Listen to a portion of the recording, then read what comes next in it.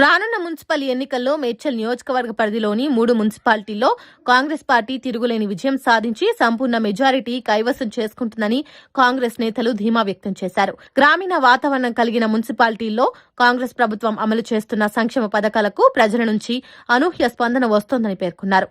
ఆదివారం ఎల్లంపేట మున్సిపల్ పరిధిలో జరిగిన విలేకరుల సమావేశంలో జిల్లా కాంగ్రెస్ పార్టీ అధ్యక్షుడు తోటకూర వజ్రేష్ యాదవ్, మాజీ జిల్లా అధ్యక్షుడు హరివర్ధన్ రెడ్డి, మాజీ మేడ్చల్ ఎమ్మెల్యే సుధీర్ రెడ్డి పాల్గొని సమావేశానికి మున్సిపల్ కాంగ్రెస్ అధ్యక్షుడు విఘ్నేష్ రెడ్డి అధ్యక్షతన వహించారు. ఇక కాలేజీల కాలుష్యంపై తీవ్ర ఆగ్రహం వ్యక్తం చేశారు. మేడ్చల్ నియోజకవర్గంలో ఉన్న గుండ్లపోచంపల్లి సర్కిల్లోని సుతారిగూడ కాలేజీల అలియాబాద్ నుంచి వచ్చే వ్యర్థాలు చెరువులోకి చేరకుండా వెంటనే ట్రీట్మెంట్ ప్లాంట్ ఏర్పాటు చేయాలని డిమాండ్ చేశారు. నియోజకవర్గంలోని విద్యార్థులకు తమ కాలేజీల్లో ఉచిత విద్య అందిస్తేనే ప్రజలు మళ్లీ నమ్ముతారని హెచ్చరించారు. రాష్ట్ర వ్యాప్తంగా మున్సిపల్ ఎలక్షన్ రాబోతా ఉన్నాయి. హైదరాబాద్ తప్ప ఇంకా కొన్ని మున్సిపాలిటీ డ్యూ డేట్ ఉన్నది. ఖమ్మం, వరంగల్ అలాంటివి కాక 121 మున్సిపాలిటీలకు ఎన్నికలు జరగబోతూ ఉన్నాయి. అందులో భాగంగా మన మేడ్చల్ కాన్స్టిట్యున్సీలో 3 మున్సిపాలిటీలు మిగిలినాయి. మిగతా అన్ని గ్రేటర్ హైదరాబాద్లో విలీనమైనాయి. ఈ 3 మున్సిపాలిటీల ఎన్నికలు జరుగుతాయి కాబట్టి ఈ 3 మున్సిపాలిటీల్లో ప్రత్యేకంగా మనం గెలుచుకోవాలన్న ఆలోచనతోని రాష్ట్ర పార్టీ కానీ జిల్లా పార్టీ కానీ ఇక్కడ ఉన్న కాన్స్టిట్యున్సీ బాధ్యులు ఆలోచన చేస్తూ ఉంది. అందుకు అనుగుణంగా ఈనాడు ప్రెస్ కాన్ఫరెన్స్ కూడా జిల్లా అధ్యక్షులు ఏర్పాటు చేయడం జరిగింది. మున్సిపాలిటీలు ఉన్నాయి. ఎల్లంపేట, అలియాబాద్, ముడిచింతలపల్లి, ఇవన్నీ గ్రామీణ వాతావరణంలో ఉండేటువంటి మున్సిపాలిటీలే. ఏదేమైనప్పటికీ కాంగ్రెస్ పార్టీ అధికారంలోకి వచ్చిన తర్వాత మొట్టమొదటిగా పంచాయతీ ఎలక్షన్ జరిగితే పంచాయతీ ఎలక్షన్లు కూడా మెజారిటీ 60-65% స్థానాలు కాంగ్రెస్ పార్టీ వశం చేసుకున్నది. అసెంబ్లీకి బై ఎలక్షన్ 2 వస్తే కూడా హైదరాబాద్లో కాంగ్రెస్ పార్టీ గెలుచుకున్నది. రేపు రాబోయే మున్సిపాలిటీలో కూడా మెజారిటీ మున్సిపాలిటీ రాష్ట్ర వ్యాప్తంగా కూడా మెజారిటీ మున్సిపాలిటీను కాంగ్రెస్ వశం చేసుకుంటుందని నమ్మకం, విశ్వాసం ఉంది. అందులో భాగంగా ఈ 3 మున్సిపాలిటీలను కూడా తప్పకుండా మేము గెలిచేదానికి మేమంతా శాయశక్తుల ప్రయత్నం చేసి కేసీఆర్ పెద్ద మనిషి ఏమో, మాజీ ముఖ్యమంత్రి గారేమో క్యాంప్ ఆఫీస్లో ఉంటుంది. పాపం మా మల్లారెడ్డిని గెలిపిస్తే, ఈ ప్రాంతంలో ఉన్న మల్లారెడ్డిని గెలిపిస్తేనేమో కాలేజీలు అంటున్నారు. మరి ప్రజలను ఎవరు పట్టించుకుంటారా? కాంగ్రెస్ నాయకులు ఇక్కడ ఉన్నటువంటి సుధీర్ రెడ్డి అన్న కానీ హరివర్ధన్ రెడ్డి కానీ మేము పట్టించుకుంటున్నాం. నిత్యం ప్రజల్లో ఉంటున్నాం. నీవు 12 సంవత్సరాలు అధికారంలో ఉన్నావు. 12 సంవత్సరాల నుంచి జీతం తీసుకుంటున్నావు. 5 సంవత్సరాలు ఎంపీగా ఉన్నావు, 5 సంవత్సరాలు మంత్రిగా ఉన్నావు, మళ్ళా 2 సంవత్సరాల నుంచి ఎమ్మెల్యేగా ఉన్నావు. ఒక్కరోజన్నా ఈ మేడ్చల్ ప్రాంతంలో ఈ అభివృద్ధి కావాలని తీసుకొచ్చినావా? పెద్దలు మాజీ ఎమ్మెల్యే సుధీర్ రెడ్డి గారు ఉన్నప్పుడే మంచినీళ్ళు తీసుకొచ్చిండు. మరి నువ్వేం చేసినావు? ఆ మంచినీళ్ళు తాగితే నీ కాలేజీలకు అడ్డగోలుగా పైపు వేసుకుపోయి డ్రైనేజీ నీళ్ళు చెరువులో నింపుతున్నావు.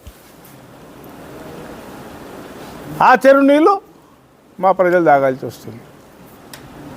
ఆ సోయి లేని మనిషి నువ్వు డ్రైనేజీ నీళ్ళు చెరువులో కట్టేదానికి కలపడానికి కనీసం ఆ చెరువు ఖరాబ్ అవుతుందని కూడా సోయలేని మనిషివి మాకు మంచినీళ్ళు లేవని చెప్పి నిన్న ప్రజలకు మంచినీళ్ళు లేవన్నావు. మరి నువ్వేం చేస్తున్నావు నాయన? మరి నీకు ఓటేసి గెలిపిస్తే నువ్వు సోయి తప్పి మా మీద మాట్లాడబోయింది. అదే పోతే షామీర్పేట చెరువులో డ్రైనేజ్ నీళ్ళు తిన్నావు, గుల్లపోచంపల్లి చెరువులో డ్రైనేజ్ నీళ్ళు తిన్నావు, మేడ్చల్ చెరువులో డ్రైనేజ్ నీళ్ళు తిన్నావు. ఇంకేం మాట్లాడతావు? మంచి నీళ్ళ కోసం మాట్లాడతావు. పో, ప్రజలు నిన్ను 30,000 మెజార్టీతోని ఈ ప్రాంత ప్రజలు మల్లారెడ్డి గారు గెలిస్తే మాకు పని చేస్తారని చెప్పిండ్రు. 3కి 3 నువ్వు గెలిపించుకో. నీ సవాళ్ళను మేము స్వీకరిస్తాం. మేమేం చేయాలో చెప్పు, నువ్వేం చేస్తావో చెప్పు. అన్ని జూట మాటలు మాట్లాడి, కామెడియన్ మాటలు మాట్లాడి, నా దగ్గర పైసలు ఉన్నాయి, నా దగ్గర కోట్లు ఉన్నాయి, నేను కోటీశ్వరుని, వేల మందిని డాక్టర్లను తయారు చేస్తా, వేల మందిని ఇంజనీర్లను తయారు చేస్తా. నువ్వు ఇంజనీర్లను తయారు చేసేటోడవు, డాక్టర్లను తయారు చేసేటోడవు, కాలేజీలు లక్షలాది రూపాయలు సంపాదించేటోడవు, మా ప్రజలకు ఏం చేసినావు? నీ కాలేజీల ద్వారా, నీ సంస్థల ద్వారా ఇక్కడున్న ప్రజలకు ఆ దానికి ఏమొచ్చినాయో చెప్పమని నేను అడుగుతా ఉన్నా. ఎందుకు ఓటేయాలి నీకు?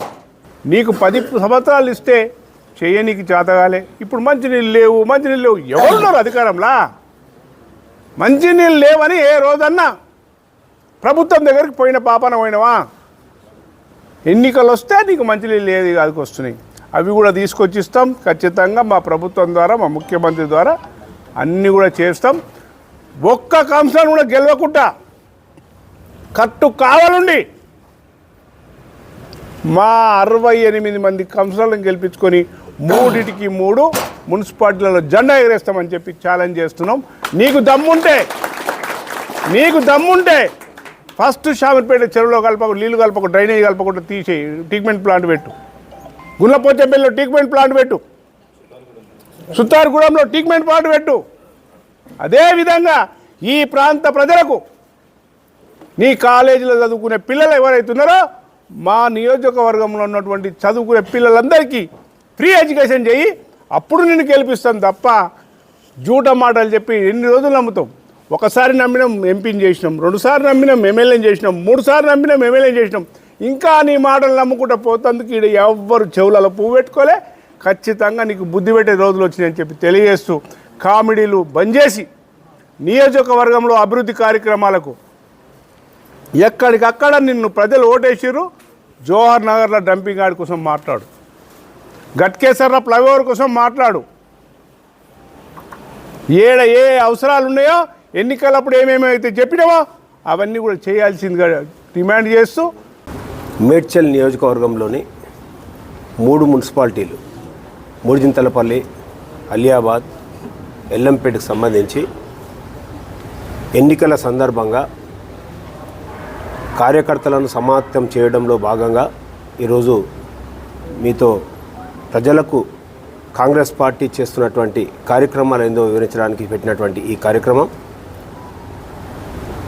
ఒక పీసీసీలో నేను సీనియర్ స్పోక్స్ పర్సన్గా పీసీసీ తరఫున కూడా మాట్లాడుతూ మేడ్చల్ మల్కాజ్గిరి జిల్లాలో 5 నియోజకవర్గాలలో మొత్తం జిల్లాలో ఉన్నటువంటి మనకు 3 మున్సిపాలిటీలు, 117 మున్సిపాలిటీలు తెలంగాణలో ఉంటే మన దగ్గర 3 మున్సిపాలిటీలు మాత్రమే మన జిల్లాలో ఉన్నాయి. మరి ఈనాడు మన ముఖ్యమంత్రి రేవంత్ రెడ్డి గారు, కాంగ్రెస్ పార్టీ, మన మంత్రివర్గం ఈ యొక్క నియోజకవర్గంలో పర్టికులర్గా ఈ 3 మున్సిపాలిటీలలో ఇండ్లు ఇచ్చినటువంటి ఘనత అది కాంగ్రెస్ పార్టీకి, మన ముఖ్యమంత్రి గారికి దక్కింది. 10 సంవత్సరాలు అధికారంలో ఉన్నటువంటి బీఆర్ఎస్ ఒక్క ఇల్లు కూడా, డబుల్ బెడ్రూమ్ ఇల్లు కూడా ఎవరు కట్టించిన పాపన్న పోలే. ఆనాడు రాజశేఖర రెడ్డి గారు ముఖ్యమంత్రిగా ఉన్నప్పుడు ప్రతి గ్రామంలో ఇందిరమ్మ ఇండ్లు ఉంటాయి.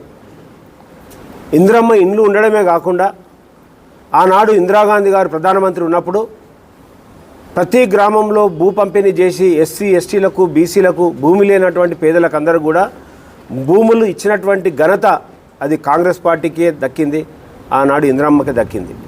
అంటే కాంగ్రెస్ పార్టీ అంటేనే పేద ప్రజల పక్షాన ఉంటుంది. గ్రామంలో ఉన్నటువంటి పేదలకు, ఇల్లు లేని వాళ్లకు ఇల్లు ఇవ్వడం, భూమి లేని వాళ్లకు భూములు ఇవ్వడం అనేది కాంగ్రెస్ సంస్కృతి.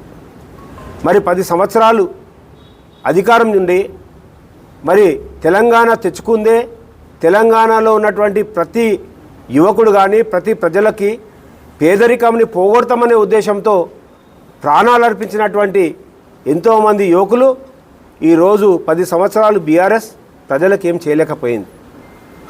మరి ఈ ఎన్నికలు, మున్సిపల్ ఎన్నికలు, దీని ద్వారా ప్రభుత్వాలు మారేదేం లేదు. కానీ ప్రభుత్వం సంక్షేమ కార్యక్రమాలు ప్రజలకు చేరాలంటే తప్పకుండా ఈ అన్ని మున్సిపాలిటీలలో అందరి కౌన్సిలర్లను, అందరి చైర్మన్లను గెలిపించుకోవాల్సినటువంటి బాధ్యత ఈ యొక్క 3 మున్సిపాలిటీలో ఉన్నటువంటి ప్రతి యువకుని మీద, ప్రజల మీద ఆధారపడింది. ఎందుకంటే మనం వేరే పార్టీని గెలిపించినట్టయితే వాళ్ళు చేసేదేమి ఉండదు. కానీ ఈనాడు కాంగ్రెస్ పార్టీ అధికారంలోకి ఉంది. సంక్షేమ కార్యక్రమాలు ప్రజల దగ్గరికి వెళ్ళాలంటే కాంగ్రెస్ పార్టీని గెలిపిస్తేనే అవి స్వచ్ఛందంగా ప్రజల దగ్గరికి వెళ్తాయి. మరి ఎన్నో అభివృద్ధి కార్యక్రమాలు, డబుల్ బెడ్రూమ్ ఇల్లే కాకుండా ఇంతకుముందు సుధిరెడ్డి గారు చెప్పినట్టు సన్న బియ్యం అయితే ఏంది, ఉచిత కరెంట్ అయితే ఏంది, 500 రూపాయలకే డిస్కౌంట్తో 500 రూపాయలు గ్యాస్ అయితే ఏంది, ఇక రాబోయే కాలంలో కూడా తప్పకుండా ఇచ్చినటువంటి 6 గ్యారంటీలు 2500 రూపాయలు మహిళలకు రావాలన్నా, అదేవిధంగా 4000 రూపాయలు వృద్ధులకు పెన్షన్ రావాలన్నా, మరి కార్యక్రమాలన్నీ జరగాలంటే మన ముఖ్యమంత్రి గారు చేస్తున్నటువంటి కార్యక్రమాలకు ఒక దిక్కు అభివృద్ధి, ఒకవైపు సంక్షేమం, ఈ రెండు చేస్తున్నటువంటి ముఖ్యమంత్రికి ఈ ప్రాంతం నుంచి మనం బలం ఇవ్వాల్సిన అవసరం ఉంది. మనకు ఎందుకంటే మనకు ఎమ్మెల్యే లేడు, మనకి ఇక్కడ ఎంపీ లేడు, కానీ అయినా మనకు స్వచ్ఛందంగా ఈరోజు అన్ని కార్యక్రమాలు జరుగుతున్నాయి. ఇంకా బాగా చేయాలంటే కనీసం ఈ మున్సిపల్ చైర్మన్లను, కౌన్సిలర్లను గెలిపించుకుంటే మరి ప్రభుత్వ పరంగా వచ్చేటువంటి అన్ని సంక్షేమ కార్యక్రమాలు మీ దగ్గర చేరుతాయి.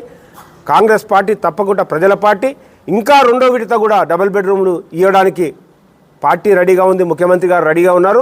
ప్రతి ఒక్కరికి ఇల్లు లేనటువంటి ప్రతి ఒక్కరికి ఇల్లు ఇచ్చేటువంటి బాధ్యత మేమందరం తీసుకుంటాం. రేపు మీరు గెలిపించేటువంటి కౌన్సిలర్లు కానీ, చైర్మన్ కానీ తప్పకుండా తీసుకుంటారు.